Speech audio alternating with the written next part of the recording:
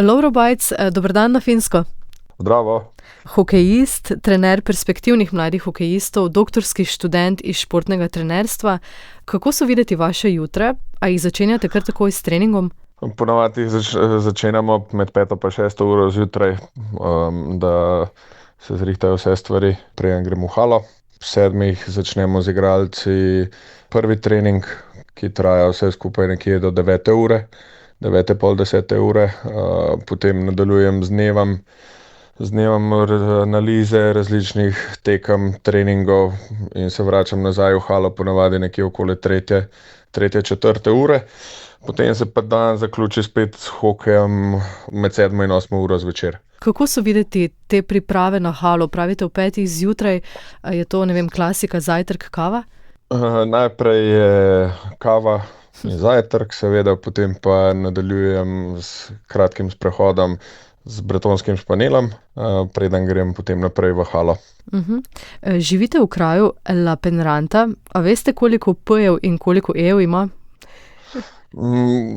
Po 4 letih imam še zmeraj težave, ampak počasi upam, da mi bo ratalo se zapolniti. To je kraj v regiji Južna Karelija, leži na jugovzhodu Finske, blizu meje z Rusijo. A nam lahko opišete pokrajino, ko greste zjutraj na sprehod? Kako je to zdaj videti marca?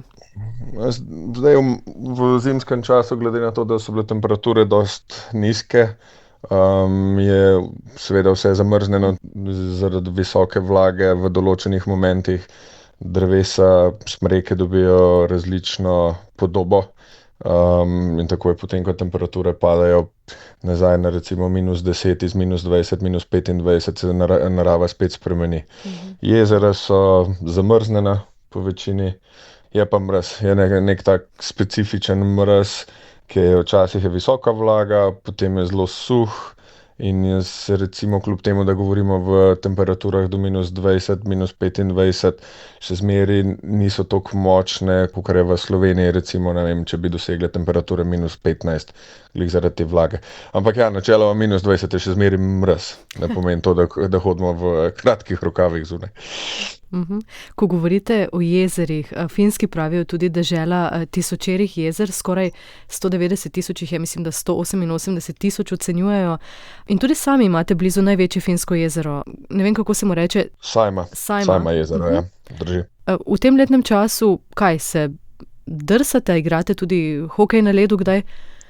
Trenutno je večina jezera je prekritega z neko 25-30 centimetrsko odejo snega, ampak načeloma vse po finskih jezerih se vozijo z skido, sankam, potem delajo proge tudi, da lahko z avtomobili se vozijo po jezeru, tekaške proge, hokej se igra, pa njihov neuraden nacionalni olimpijski šport, lovljenje rib v ledu. Torej zvrtajo luknjo? Ali na ledu. Ja, zvrtajo luknjo in potem sedijo po skoraj cel dan na mrzlem.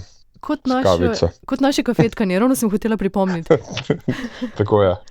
A pogrešate, drug način Lovro Bajc, kafetkanja. kaj ta način druženja? Ne vem, a Finci se družijo ob kavi nekje v nekih javnih središčih, recimo v kavarnah?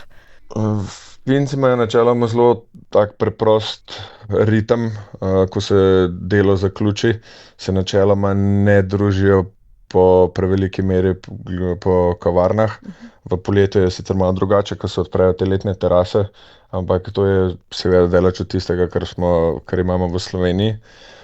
Sicer res, da sem že več kot 10 let, smo tukaj z družino, smo nekje se navadili na ta njihov ritem, ampak ja, še zmeraj se pogrešajo te naši kofetki v popoldanskih urah ali pa še celo v dopoldanskih urah. Finski način življenja je, načeloma se ne hodijo na kavo pred službo, tako kot recimo v Sloveniji že, ampak je kava peljana v sam delovnik znotraj pisarn. Lovro Bajc, 10 let ste bili v profesionalnem hokeju. Kdaj pa ste prvič prišli na Finsko in kakšen je pa bil vaš prvi vtis v tej deželi, če se preselite v tiste čase? Prvič, če me spomin ne vara, sem prišel 2006 na probo kakor igralec najprej v Espoo, potem sem se vrnil nazaj v Lahti, ampak že v samem štartu, ko nekako priješ ven iz letališča, pa veš, koliko je zelenega, pa vsa ta jezera, pa kakšen ritem je, da ni nekega dirjanja od ene stranke do druge stranke, vse umirjen, bolj sproščen. Me nekako že takrat sem omenil očetu, da mogoče bi bila pa to ena država, ki bi se jaz probal ustvariti življenje. Seveda se pa mora povedati pa tudi, da pogrešam pa Alpe, to pa definitivno. Tega pa pač ni tukaj na Finskem. In potem vrnitev in odločitev, Finska bo država, v kateri si želim živeti, imeti družino. Ja, točno tako. In kako? Ko sem zaključil svojo kariero v hokeju, sem se odločil, da grem študirati v Viromeki na center hokeja, načeloma, ki ga cel svet pozna. Sem dobil podporo tudi iz Slovenskega olimpijskega komiteja za študij, ker pač glede na to, da je oče vrhunski trener v skokih, mama je povezana s športom v srednji šoli, kot učiteljica športne vzgoje, je nekako šport bil del mojega življenja. Nekako nisem videl v tistem momentu, da bi hotel sploh početi kaj drugega, ampak seveda, če hočeš iskati neke cilje v življenju, moraš pač se tudi izobraževati za to v pravo smer. Tako da sem potem prišel v Viromeki, odštudiral diplomo, potem nadaljeval z magisterijem in zdaj nadaljujem še v Jyväskyli z doktorskim študijem. Lovro Bajc, vem, da govorite finsko in tudi vaša hči se šola v finskem šolskem sistemu. Kakšen je pouk v finski šoli? Veste, da so poznani kot eni, oziroma ste poznani kot eni najboljših v tem oziru, in kako to opažate tudi pri svojem doktorskem študiju, ki ste ga omenili? Načeloma samo šolanje poteka v finščini, v drugem razredu začenjajo z angleščino, za začetek je sicer samo 1 ura na teden, potem pa v 4. razredu pa si lahko zberejo še en tuji jezik, trenutno je med najbolj priljubljenimi španščina. A res? Poučevanje se mi zdi bolj sproščeno, kakor v času, ko sem sam hodil v leško šolo. Veliko delajo v skupinah otroci, poudarek na sodelovanju in samostojnosti, pa približno vsak dan imajo tudi nekih 30 minut odmora na prostem, ne glede na vreme. Tako da otroci so zunaj tudi po zimi, ker je načeloma tukaj to čisto običajno. Ja. Edina stvar, če se prav spomnim, je tako, da kolikor temperature presegajo -30 ali -35, so potem neke označene razredne razmere, da otroci ne hodijo potem pač v šolo. Kar se pa tiče mojega študija, diploma je bila sicer narejena v angleškem jeziku, zato ker je to internacionalni program, potem pa magisterij iz vrhunskega trenerstva je bil izključno v finščini, zdaj pa v doktorskem študiju pa je tako internacionalna univerza v Jyväskyli, tako da je v angleškem jeziku vse. Lovro Bajc, prej ste omenjali očeta, Vasja Bajc, znan smučarski skakalec in seveda vrhunski trener, pa omenjali ste mamo, profesorico. Nekako se zdi, da vam je šport seveda bil položen v zibelko, je del vašega družinskega življenja, ampak tudi sneg in led. In tudi vaša hči ima zelo rada ledeno ploskev. Ja, kot sem že prej omenil, od samega štarta ali pa na splošno naša družina je že od nekdaj povezana z zimskimi športi, zato mi morda tudi zelo življenje Finskem še posebej ustreza. Sam sem tudi osebno tak, da ne prenesem previsokih temperatur, tako da je bilo mogoče tudi to, da neko določeno mero, zakaj sem na severu Finskem. Ampak ja, hči je stara trenutno 10 let, 4. leto trenira umetnostno drsanje ter pač normalno nastopa na tekmovanjih. Kam jo bo pa zdaj pot naprej zanesla v prihodnosti, bo pa povsem njena odločitev, tako da se z veseljem, kakor oče, pustim presenetiti ali pa z ženo, kakor se pustiva presenetiti. Kako pa s tribun spremljate svojo hčerko? Ste kaj nervozni, čutite kaj treme zanjo in tudi vaša partnerka, ste slovenska družina, ne? Navijate po slovensko? Ja, mislim, trenutno je po slovensko, ampak glede na to, da je finsko okolje, se nekako probamo vključiti v gledalce ali pa v tribuni in raj navijamo po finsko. Seveda je pa, moramo vedeti, da pa še zmeraj je, kljub temu, da so neka tekmovanja, da umetnostne drsalke dobivajo izkušnje, še zmeraj so to tako mlade drsalke, da ni nekega pretirane želje po visokem rezultatu. Ko Tako da je govorite o finskem načinu navijanja, hokej blazno priljubljen, najbolj priljubljen šport na Finskem. To pomeni tudi polne dvorane, ne glede na starost tekmovalcev. Kakšno je to navijanje in kako se starši odzivajo na igro svojih otrok? Ker pri nas poznate slovenske razmere, ne? Včasih so kakšni starši res zagreti na tribunah. Mislim, da starši se načeloma po svetu ne razlikujejo zdaj od države do države, tako da je to neka stalnica povsod, kamor greš. Je pa mogoče, kar pogrešamo na teh tekmah, sploh članske kategorije, je ta neka srednjeevropsko vzdušje. V Srednji Evropi so na tekmah veliko več strasti, ker tekma je z obeh strani tribun ali pa z obeh strani tabora, je to zelo veliko vzdušje.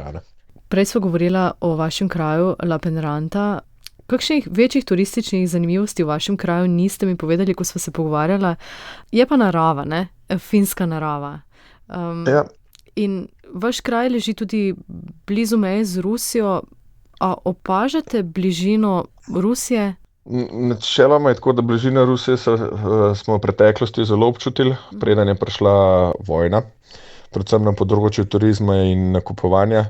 Kmalu po naši selitvi pred 4 leti iz Kovole v Lapperanto so pač Finci začeli zapirati mejo z Rusijo.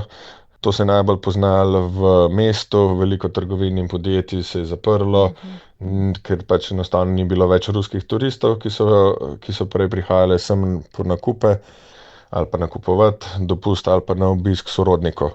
V tej smeri je bil velik upad, ampak še zmeraj je Lapperanta študijsko mesto tudi, tako da mi imamo zelo veliko internacionalnih študentov. Torej pravite predvsem upad nekih turističnih dejavnosti, ne? Ja. Verjetno tudi gostinstva? Gostinstvo tudi, ja. Zelo veliko se zapira gostinstev v tem pasu ob ruski meji, nekje 50-60 km, mogoče tudi do 100 km od ruske meje navznoter. Ko govorimo o finski kulinariki, kaj jedo Finci, kaj jeste vi doma v vaši slovenski celici gospodinjstvu? Zdaj Fince poznamo po ribah, losos je taka, ne, osnovno živilo pravzaprav, pa verjetno tudi kakšni mesni cmočki, podobno kot na Švedskem. Ja, načeloma kulinarika, kar se tiče Finske, je precej preprosta, temelji predvsem na ribah in krompirju. Losos je pripravljen na 100 različnih načinov, lahko rečemo. Osebno mi je najbolj pri srcu dimljen losos, pogosto, tako kot ste omenili, mesni cmočki ter jedi iz pečice. Poleti pa Finci najraje pečejo klobase na žaru, brez da bi jedli kakšen kruh ali kakršnekoli ostale začimbe, razen kečapa. Kečap imajo. Ni paradižnika na krhlje, ni bučk pečenih, kar je osnova piknika v Sloveniji. Ni tega, rdeče čebule, kumaric ni.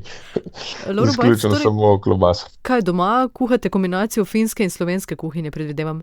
Ja, kombinacija finske in slovenske, predvsem je glede na to, da je hčera vpeljana v šport, pojemo zelo veliko testenin, bolognese, različne omake, tudi losos, še zmeraj del prehrambenega urnika, dostikrat pa moja žena naredi tudi govejo in piščančje domačo juho, ki pa vedno prav pride, kljub temu, da smo na severu Finske.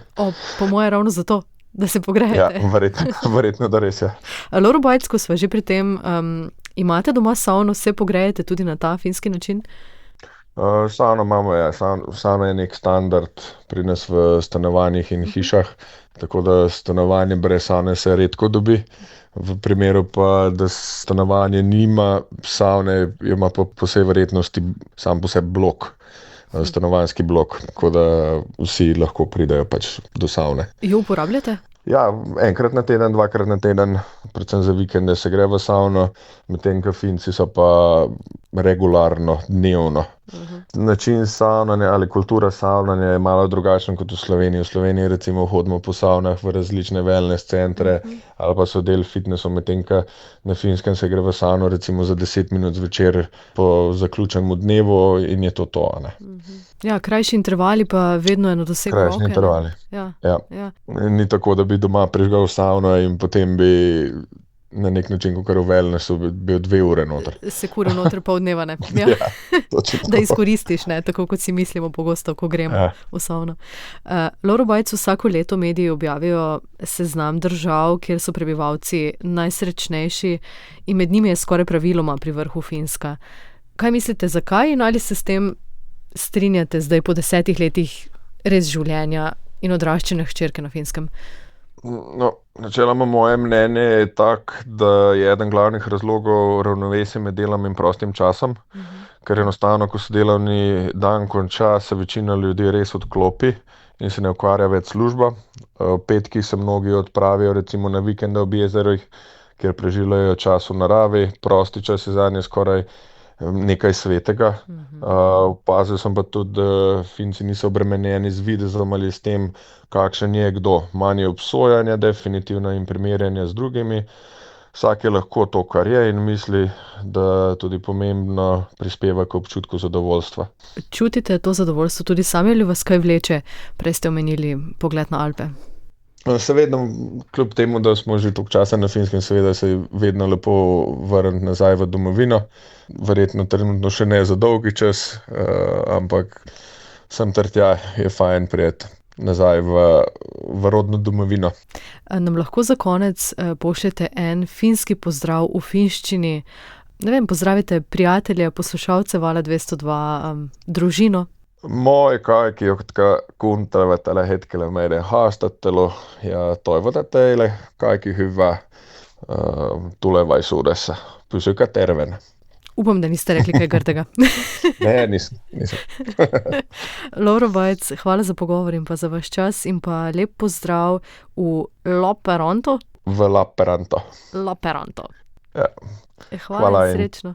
Hvala in tudi vam pozdrav v Slovenijo.